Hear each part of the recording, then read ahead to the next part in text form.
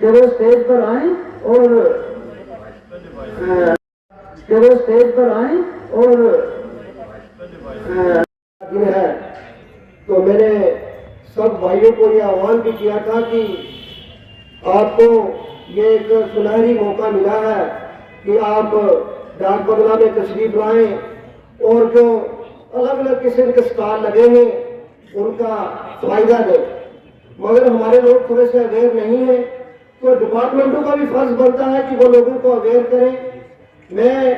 Agriculture वालों से कहूंगा कि आज अगर आपने कल मशरूम का दिखाया था तो आज आपको कोई और सीरीज के बारे में बताना चाहिए था। तो रोज रोज अगर मशरूम होगा तो इससे कोई ज्यादा फायदा नहीं होने वाला है। आपके ये जो हथियार होते हैं जिसमें जितने भी काम आते हैं हमें लैंड को बराबर करने में, तो उनके स्टोर से भी आपका कोई भी आदमी जो है यहाँ पर नहीं आया है। उसी के साथ साथ फ्लोरिकल्चर वालों का भी फर्ज बनता है कि वो यहाँ पर अपने पौधे लाए। कौन कौन सा पौधा, खाली बैठने से तो ये काम नहीं चलने वाला। तो बाकी और भी 60,000 रुपया रखा था और उसके बाद आज उन्होंने जिन्होंने पैसे दे दिए, तो ये भी मैं बात आपको वाजे कर दूं कि जो पैसा लेना है वो देना भी है। ये नहीं कि आप लेके भाग जाए और फिर बाद में उसके बड़ी मुश्किलें उठानी पड़ती हैं। तो इसलिए म्युनिसिपैलिटी हमारी हमेशा ही आप लोगों के साथ चलना बचाना खड़ी है, चाहे वो सैनिटेशन हो, चाहे कोई उनकी डेवलपमेंट के लिए सोचा जाए, तो वो भी म्युनिसिपैलिटी बड़े पहल उस पर करती है। और वो काम लोग कहते हैं कि हमारी सड़क बने, हमारी कोई गली बने, हमारा कोई और काम हो, मगर ये जितना भी महकमा जो है जब ट्रांसफर किया गया, हमारा महकमा हमारे पास था तो बड़ी अच्छी बात थी, मगर ये महकमा ट्रांसफर करके इन्होंने PWD के पास बेचा, तो जिससे हमें बहुत बड़ी परेशानियों का सामना करना पड़ा। मैं डीसी साहब से कह देना चाहता हूँ कि इनकी क्लास ली जाए और हमारे काम जल्द से जल्द शुरू हो। हमारे बहुत सारे लोग खुश हो रहे हैं, वो चाहते हैं कि हमारी इस इलाके की डेवलपमेंट हो। ज्यादा कुछ न कहते हुए मैं फिर एक बार आप सब लोगों का शुक्रिया अदा करता हूँ कि आपने अपना कीमती टाइम निकाल कर यहाँ आए हैं। ये आपके बेनिफिट के लिए है और मैं हमारा जो गवर्नमेंट का आह्वान है कि सबका साथ और सबका विकास, तो सबका विकास करने में हमारी म्युनिसिपैलिटी कार्यरत है। शुक्रिया। किथे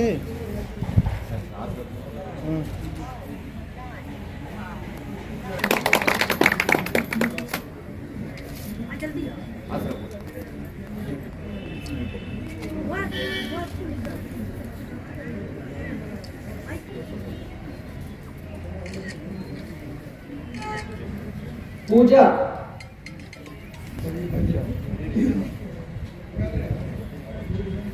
गुल मोहम्मद,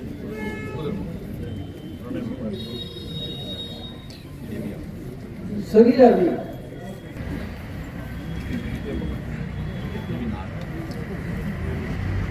मोहम्मद फारूक,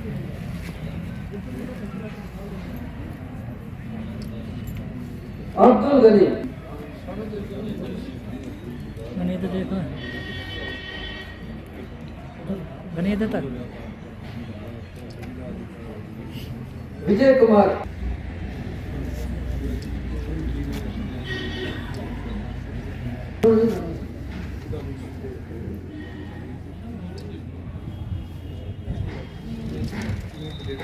जाहिद, निसार अहमद,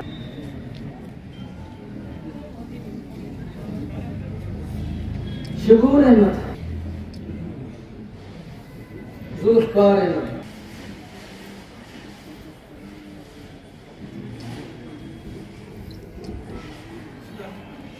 अगर वफात हो चुकी है तो वो इंसान जो है वो किसी टाइम भी उस स्कीम के लिए जो एलिजिबल है, उसके लिए जो है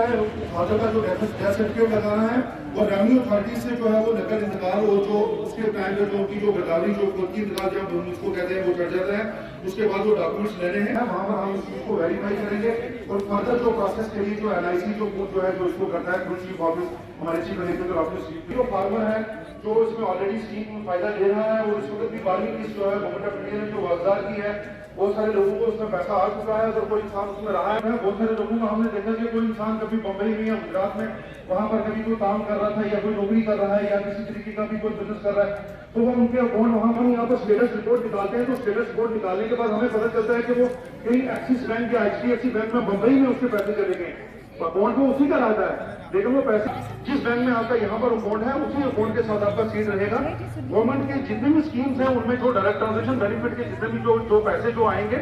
वो उसी अकाउंट में जाएंगे जो अकाउंट आपका जुड़ा होना चाहिए, और आपका जो वर्किंग मोबाइल नंबर है वो भी बैंक के साथ भी और आधार के साथ भी जुड़ा रहना चाहिए। फिर आपको बाकी किसी भी जगह में किसी महकमे में कोई भी एक्सरसाइज करने की जरूरत नहीं है, ऑटोमेटिकली किसी भी तरीके का कोई भी बेनिफिट अलग जो है वो स्कीम्स है जिसमें हमें मशीनरी जो है फार्मर्स को प्रोवाइड करते हैं, जो छोटे पावर टिलर जिसको हम जो है पावर टिलर जो छोटा है जिसको हम हैंड ट्रैक्टर जो छोटा बोलते हैं देसी लैंग्वेज में है, और उनमें भी जो है आप जिस इंसान को जो पावर टिलर जो है वो लेना है और किसी भी तरीके की मशीनरी लेनी है।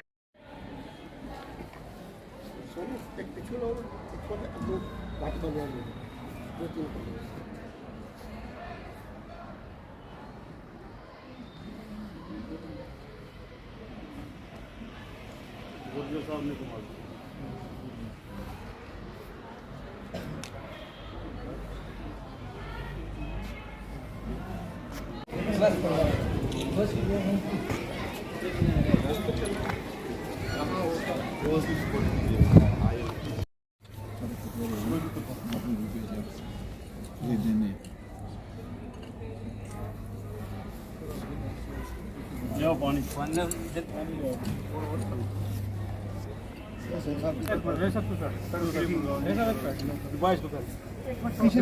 से पीछे जा रहे हैं, पीछे से